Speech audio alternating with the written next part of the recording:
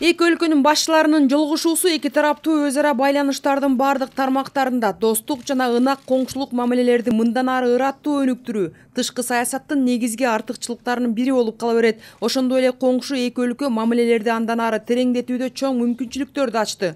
Очень большой импульс, я думаю, получит. Эки мамлекет башчысынын жолугушуусундагы сүйлөшүүлөрдү улантып, активдештирүү зарыл. Анткени мамлекеттик чек араны мыйзамдаштырууну жыйынтыктоо биздин чектеш жайгашкан айылдардагы тургундар ортосунда мындан аркы достук мамилелерге жаңы дем берип, чек ара аймактарындагы туруктуулукту чыңдайт.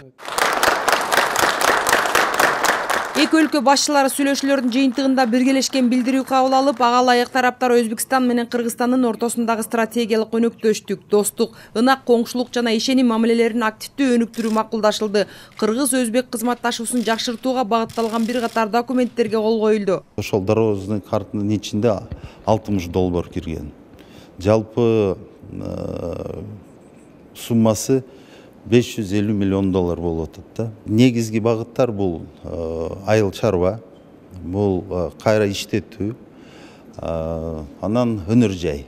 Эмне дегенде бул эң негизги багыттар. Документтердин топтомун камтыган бардык чөйрөлөрдүн өз ара аракеттенүү маселелерин кошо алганда мамлекеттик чек ара кызматташтык, суу, энергетика, өнөр жай кооперацияларынын соода жана инвестициялар, ошондой эле регионалдык коопсуздук багыттары бар. Маселелер бар негизи. Ошол маселелерди эң биринчи чек ара боюнча.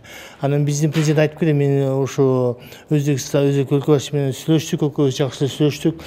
Балким ошо 3 ай, 4 айдын ичинен баарын негизи чечип бүтөбүз депчи. Бирок мында аябай жакшы да тура. Бирок ошо өз чек ара боюнча делимитация процесси бүтө элек да. Бул боюнча бүтүп, анан демаркация процесси өтүп кетсек болмок эле да. Негизи Өзбекстан ушул Орто Азияда эң чоң мамлекет. 34 миллион бул биз үчүн өтө Кыргызстан үчүн өтө чоң рынок болуп эсептелет. Ошондуктан бул рынокты биз пайдаланышыбыз керек.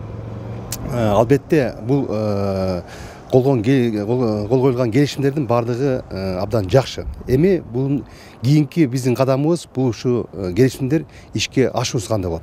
Ошо маселе болуш керек. Сапардын жүрүшүнө көз салган серепчилер кезегинде эки өлкөнүн мамилесинин өнүгүүсүнө кыргыз-өзбек этникалык топторунун аракети дагы чоң роль ойноорун айтышат. Кол коюлган бир катар келишимдер өлкөлөр ортосундагы достук мамиленин өнүгүүсүнө себеп болот.